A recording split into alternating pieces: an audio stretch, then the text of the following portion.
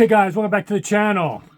I disappointed a lot of people in Montreal not dressing up, being incognito. And if I would have known Artist Cloner was doing steampunk, I could have come with one of my contest winning outfits, homemade from way back in the day, maybe 10 years ago. Actually, I painted my face, all kinds of crazy stuff. Had goggles, more of the traditional steampunk goggles. But this is like remnants of that costume from way back when. I even got my tattoos. Anyway. Sorry I missed dressing up, especially for disco night. I had an outfit for that as well. So I figured, at least for my wrap-up video, I'll come dressed to the occasion. So this video is going to parlay on my last video where I talked about the takeaways from the show, which in many respects is more important than this video where I'm mentioning specific rooms, because this show was not one where you gauge sound quality, and that's what many people want to get, ranks of rooms, what were the best sound quality rooms. I do not believe in doing that unless I really feel it's a show that can give me a chance at the sweet spot and I can benchmark rooms. Even then, you're still limited because these rooms can only give you so much. I do want to highlight some rooms that stood out on sound quality metrics, but also on other metrics is really what I'm mainly focusing on here. So let me give you that preface right off the bat. It's going to be rooms that the design itself, the people behind it, any delta in what I thought of that brand before and after increased, tremendous value, and again, innovativeness or brands I hadn't seen before. I want to give recognition in this video versus the takeaways and my normal best of sound kind of videos. So just know that going in. And so I want to start off kind of just chronologically. If you watch chronologically, I do have a playlist now. You can watch my videos, that playlist from Montreal. But I want to start chronologically because one of the first things I saw was in the accessories and vendor area, and was one of my takeaways, is one of my favorites, things that I would own. And I'll talk about various rooms where things I would put money on myself. And I think that's always important. And I'm actually talking to these guys, Solid Meubles, M-E-U-M-B-L-E-S, in Canada, doing these stands with 2-inch Baltic birch, really cool amp stands that I'm considering doing in my room. But they do a cool rack system. I don't have room for it, but with a black and white wash, two different coats that came out of gray. The way they even polished the aluminum pillars on the stands gave it a unique vibe. And again, it's like a one-man woodworking shop. These are the type of people I like to support. Passion, giving you high quality work, and the price was insane. He kept on saying, I asked him how much, 900, less than $1,000 for all this stuff he was creating that would take, if you did it yourself, it's a steal at the prices he's charging. So it hit all the metrics, the triple crown, quality, price, the people behind it. Solid Meubles, definitely one you want to look at. I know if you order to the United States, it's going to cost a lot shipping, but you're saving so much on the price itself. It's probably worth it even that in that case. But if you're in Canada, for sure, that's one you want to do. You want to look at. Another room that was a favorite of mine in Toronto and other places I've seen since, and didn't disappoint again, but it was just so busy I didn't really get sound quality gauge at this show, was the Gershman, Oracle, and Eon Art. Go back to my video in Toronto, and it's a walkthrough of that room. Sound quality was great. I had a lot of music clips. This one didn't have as much music clips, but did get the walkthrough of that innovative Black Swan Gershman speakers, as well as jocks with Oracle. This is a company that's been around since 1979. How many people can say that? Not many in this hobby. Still doing turntables. And what's even more remarkable is everything they create, some of it's been out of production for 20 years, still looks phenomenal. That CD transport, phenomenal. It would look like modern day current line stuff, but it's been timeless. It's been out forever.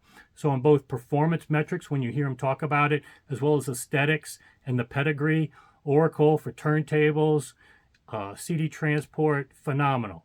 And again, this Black Swan, a lot more than meets the eye. Want to watch that video to learn a lot more. And Eon Arts, I didn't get a chance to talk to the guy. I did talk to him maybe about doing a Zoom in the future, because that's very innovative for cost no object electronics now. That one has leapt into my group of top brands I would consider myself if I had cost no object budget, want to bring one of those pieces in. Very innovative. Now, on the flip side, another room I saw early on that impressed me on the metrics of high value and also a delta from what the perception people have and what they should have is Yamaha. If you look at that room from a distance, it was set up like super high end. It was really cool looking.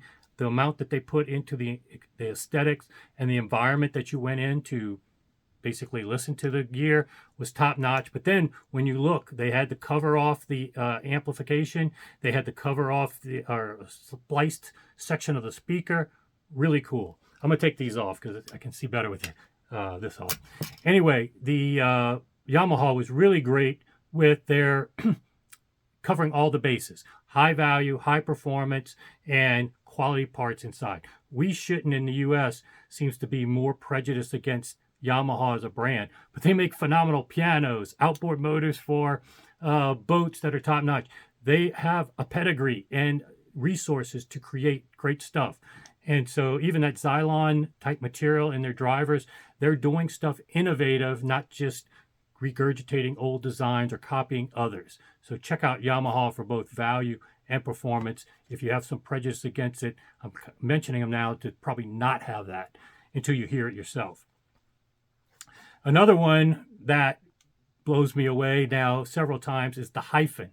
And again, sound quality at this particular show wasn't that mind-boggling because it was high noise floor and whatnot, but it's still a killer speaker, both on looks. If you like that paper clip, well, no, it's not paper clip, it's like a clothespin type design. But it's a true point source, the innovative technology that goes into it. Watch my videos from Cedia as well as Toronto Audio Show, where a little more details are on that Hyphn. That's leapt into the conversation of if I'm spending 6 figures on a speaker, which one would I buy? That would be on my short list. And who knows, maybe I'll put it in my Airbnb in Fredericksburg. Now, let's talk about some that I never had seen before and was exposed to at Toronto. That's ones I want to highlight. Elipson had a speaker that wasn't playing when I went in there, and it had a side profile. It looked like Yondu from Guardians of the Galaxy Marvel with the mohawk, but it was designed for a purpose with the AMT tweeter, the sphere for the mid-range, similar to Cabas, and then high-quality bass drivers, composite bass drivers. And he hooked it up for us to listen to it. Again, they were very close together. That room was filled with speakers, not the perfect environment to judge sound quality. But on the metrics that I heard, plus some of the pedigree and the design behind it, I think, especially for that cost, maybe one in that $20,000 budget point, you would consider, especially if you like that aesthetic. I thought it was killer. All right. Another brand that I went in with one perception of or limited knowledge of and came out very impressed with was Hegel. I didn't get in the sweet spot. They had a separate room for music, but I went into the room where I could talk to the people behind the brand, learn more about the brand. If you don't know a lot about Hegel, watch that video. I was very impressed by their pedigree and their history and how they're designing things. And definitely they leapt into the conversation of whatever they design in a specific price point, you may want to consider them. Now back to stuff that I would buy myself. I do have a bucket list of equipment, and some of them are on this list, like the Hyphn and other ones that I already knew about coming into this show. But one that got added to my list of particular ones I would consider buying was that Reed turntable in the Harkin audio room, which impressed me in general. Harkin dealership, the guy was very nice and seemed to have a really nice setup room and other good brands. But that Reed turntable blew me away. And the Reed tone arm you've seen in my videos at Rick Brown's house with the Dolman turntable. Very innovative, advanced tone arm. But this turntable struck the right chord with me, looks-wise, price fairly reasonable for the aesthetic vibe. And again, the pedigree of Reed, I think it'd be a very high. I don't know as much about turntables. I'd have to ask my expert friends on it. But in terms of certain metrics, it's in my top list of if I do a turntable, that would be one of them. Artist Cloner, of course, the steampunk vibe, that blew me away. The passion of this company is doing a little bit of everything. And the guy's doing it kind of on the side. He's about to retire and do this full time, but he got started as a passion doing electronics. And the form factor of his electronics are beautiful. The chassis is not overdone, trying to make oversized chassis, oversized heat sinks, gauges and all that stuff. It's form meets function. That's very cool with the handles he's got. Quality product, quality parts. Everything he does puts a lot of passion behind. The quality of people behind brands now mean more to me than almost anything. And then that steampunk vibe speaker spoke to me. It did it at a super high level of artistry, as well as giving you high quality parts, Mundorf, AMT, ScanSpeak Revelator drivers, the exposed crossover. And again, didn't have a lot of music clips in there. It wasn't really for that type of environment to judge the music sound, but definitely sounded really good. And again, I had featured them in Toronto. They have their normal slate type speakers as well. Definitely, that's a brand that once he retires, I think that brand's going to take off. And I think he even told me, one of the other members of the press, when he told them those speakers were only $28,000, they told him, well, you're missing a few zeros. People would easily pay for that level of artistic work in a speaker instead of just something off the assembly line like everybody else. That was really cool. And a lot of people would not even bat an eye at spending that money on that speaker. So if that meets your taste, or if you like his more standard slate models, definitely check out Artist Cloner. That's a brand to be on the lookout for. And who knows what I might collaborate with them on in the future. Hint, hint. Let's go back to budget things real quick. Heaven 11 was a brand I didn't know anything about. And they have this under 2,000 amp, preamp DAC. I think it even had a phono or something. It just impressed me. It was a high-end looking piece, had a little bit of the tube action, but everything was under $2,000. You were ready to go and had good power to be able to drive most things. The performance looked very good. It sounded pretty good in that room. I like to see brands doing that level of quality, of aesthetic and parts and everything at a reasonable cost that I didn't know about. Heaven 11's one to look at. Let's go back to PS Audio. Of course, that was a big drama thing in terms of they had that problem. But once they fixed it, I think on sound quality metrics for show conditions, they were pretty much in the same ballpark, if not better than most other rooms. Probably that bigger speaker that they had in there would be even better for that room, but showcasing a lower budget model that they had that could fill up what's bigger than most people's listening rooms, you'll probably get even more bass and more performance in a dedicated room with treatments and all that. You could definitely, once they fix the phase issue with the cables and all that, you could sniff the potential of that speaker. So want to give a shout out to them on sound quality once they fix that issue. Now, another one that is really designed for these shows and most people's home, and a lot of people are polarized with the brand Audio Note. And I don't want to get into whatever happened with them and Kondo and all that. I don't even know. I frankly have never researched that and don't know a whole lot. I just know that I got to meet the son of Peter Kvortrup, Daniel, at the show, had breakfast with him one day. Very impressed with him. We bonded over gorillas and just a lot of other things that I can appreciate what they do.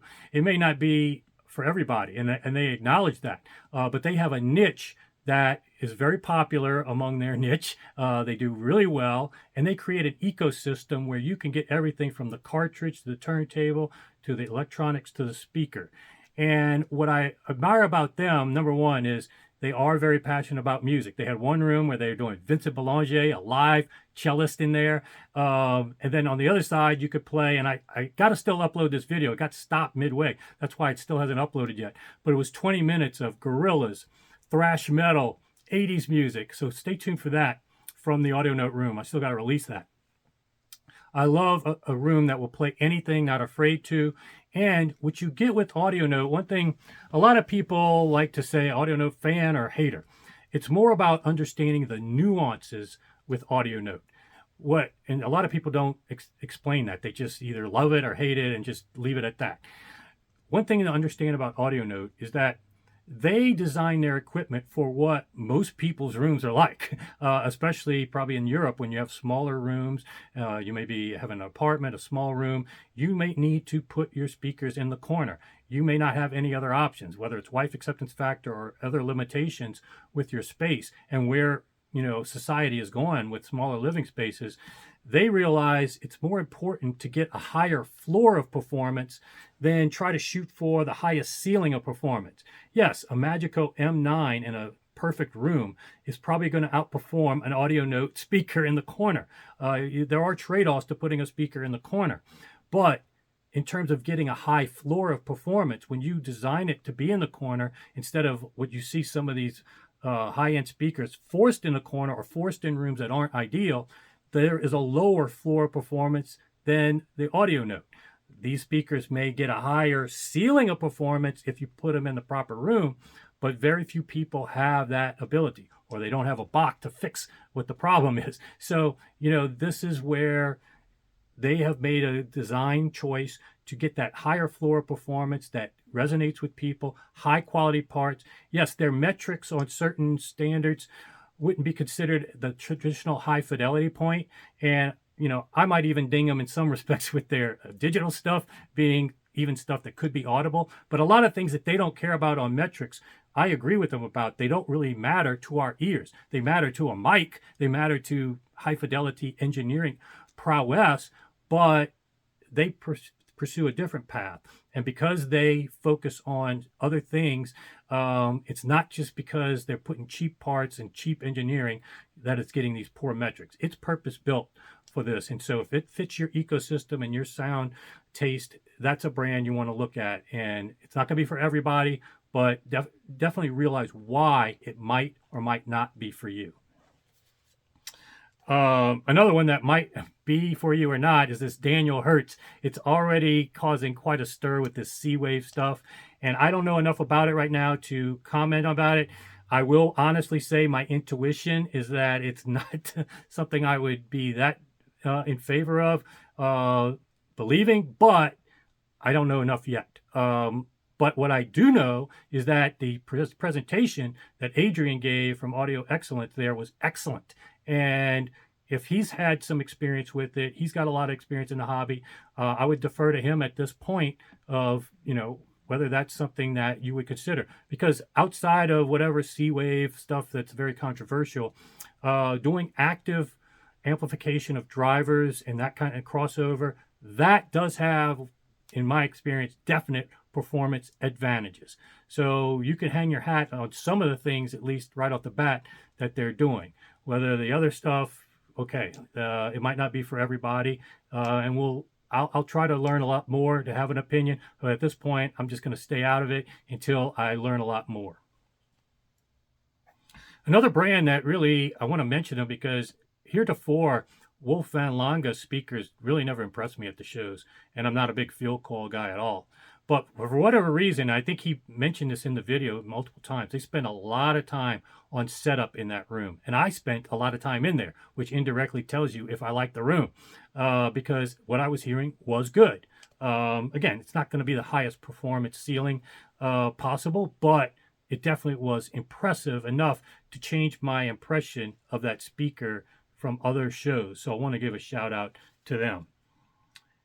Now, similar, I shouldn't say the word similar with Key and say similar to Audio Note. But when you think about it in a macro sense, and when you really understand the goals, Key in some ways is trying to give people performance that is top-notch in difficult rooms, kind of like Audio Note's doing with designing speakers that can be put in the corner. Key's doing it with DSP, and they do pursue super high metrics of engineering prowess. Even if you can't hear it, they shoot for the top-notch engineering prowess in everything they do. And they use DSP to, now not so much to put those speakers all the way in the corner, but the way they create that cardioid bass pattern, it's for specifically to make that speaker less room dependent for the bass. Some speakers, they don't even measure and share stats below 200 hertz because they know it's so dependent on the room. When you put their speaker in there, it's not even worthwhile to put anechoic results.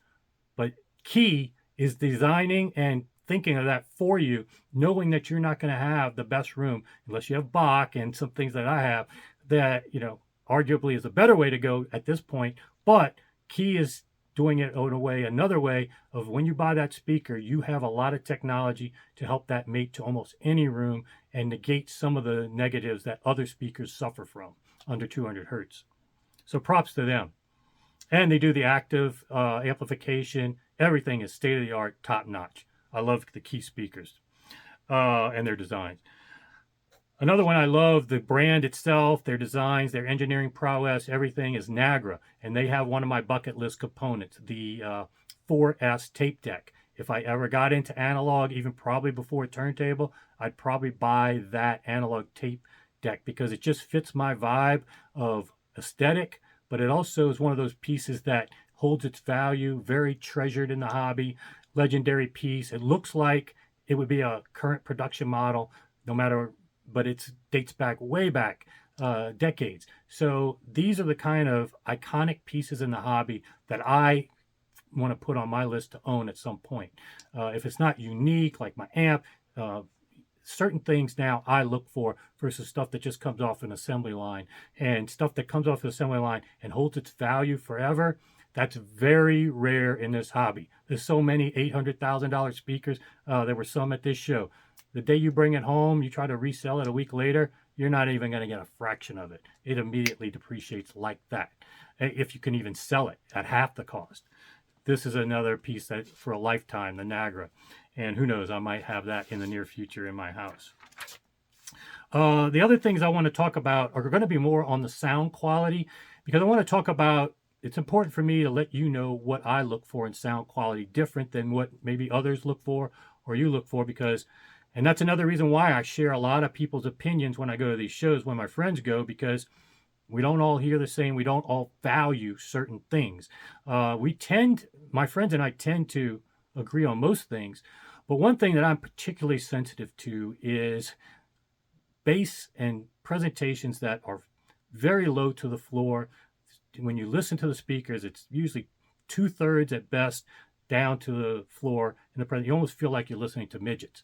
You don't get the full floor-to-ceiling presentation like you would in real life. And one of the reasons for that, there's many reasons, but one of the reasons is a lot of speakers have mid-range tweeter, and then they launch the bass very low to the ground. And some of those bass drivers actually start reproducing stuff well past 100 hertz. And that's when things become localizable. And I learned this with my Wisdoms, which have basically subs at the bottom and then planar line sources on top. And there is an active crossover, not even digital. It's the traditional analog active crossover, and I can overlap how much the bass driver plays with the main panel. And that's when I realized the more you overlap bass drivers on the ground with the panels up top, I could move the soundstage up and down, because launching bass from the bottom, and if it incurs into certain frequencies that you can localize, it's going to move the soundstage. And I am particularly sensitive to that. I don't like speakers where I'm listening to through 2/3 of the room down image presentation. When people come over here, they're usually looking up at the bass. And again, I do have bass drivers and subs on the floor, but they're not incurring any frequencies. I have steep roll-offs, so they aren't doing anything that's from a localizable way. And most of these bass drivers are rolled off as well, such that they don't play anything low as well. So this point source array, line sources tend to be my favorite, as well as open baffle for other reasons. So these speakers stood out to me in terms of my flavor of taste at the show. Still wasn't the pinnacle of performance if you put these in a good room. Certainly not better than what I get here in some other rooms. I'm going to feature this room in New York. Phenomenal. None of the rooms I saw in Montreal were better than that room either. But these definitely were my taste. So let me talk about a few of them. The Finno room with the line source, and they did have a JL sub, but it was just doing really low, so you didn't get that lower presentation. Fonica, which was like Maggie's. I've heard them twice now. They're kind of the Maggie killers. Expensive, but Italy made and really impressive now twice.